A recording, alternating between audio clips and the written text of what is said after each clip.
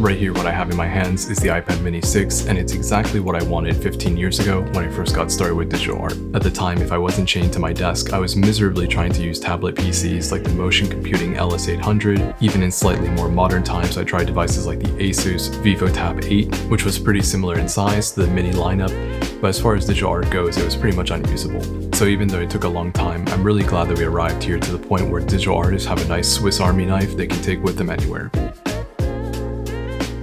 When someone says Swiss Army knife, we tend to picture a small, portable set of tools that we can use to help accomplish just about any task, which I think suits the Mini perfectly.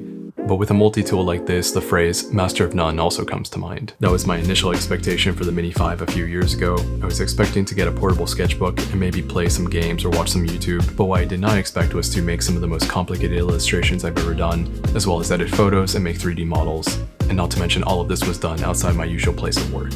And the Mini 6 certainly continues that trend of being a well-rounded iPad in a small package. I found that just like the Mini 5, using a Bluetooth controller like this and Apple's smart cover can make this a really small package that's still very productive. As I mentioned in a previous video, the Mini 6 did receive some well-welcomed updates.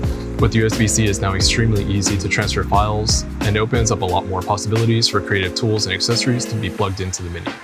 The second generation Apple Pencil is also a very comfortable upgrade, and I think it makes the Mini 6 feel like a more cohesive package over the Mini 5, now with the Apple Pencil charging on the device itself. I also found the new camera to be a really nice tool as a photographer and YouTuber. When you have a device that's so small and light like this that can be taken just about anywhere, being able to capture high quality photo and video is always a plus. In a lot of ways, these updates are more comfort over function, and if I'm being completely honest, I think that the Mini 5 should have included at least some, if not all of these, because they were kind of standard on the higher end iPads at the time of release for the Mini 5. One of the most common questions I get asked on YouTube is whether the iPad mini is good enough for digital art.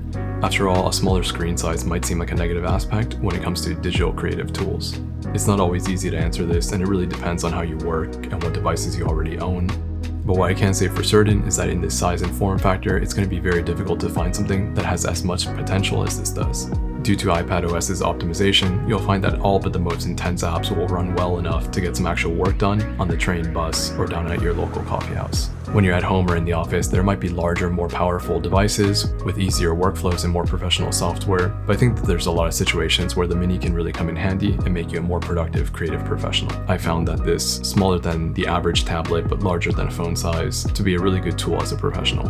When you're not doing something creative as a creative professional, you're often answering emails or trying to plan your next project, so having a device like this that you can take with you anywhere and at a size that is easy to type handheld is really convenient. Even working on scripts for videos like this or messaging friends is just a joy to do just about anywhere with the Mini. But at the end of the day, a lot of this could also be said about the Mini 5.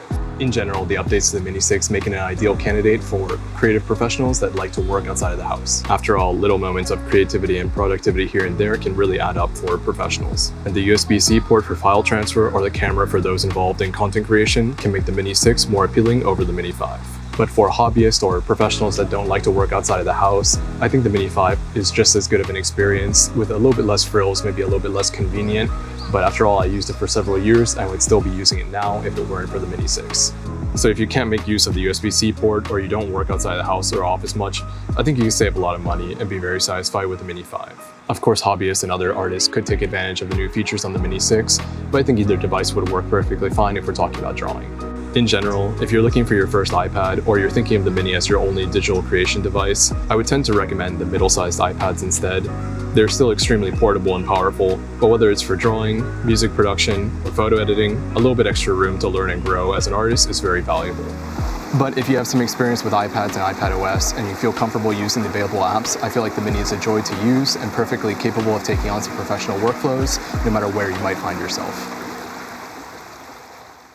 So I hope you liked the video. I put a lot of time and effort into these, so I would really appreciate it if you liked or commented, shared the video with someone who might also find it informative. I'm Skipen, and thank you so much for watching.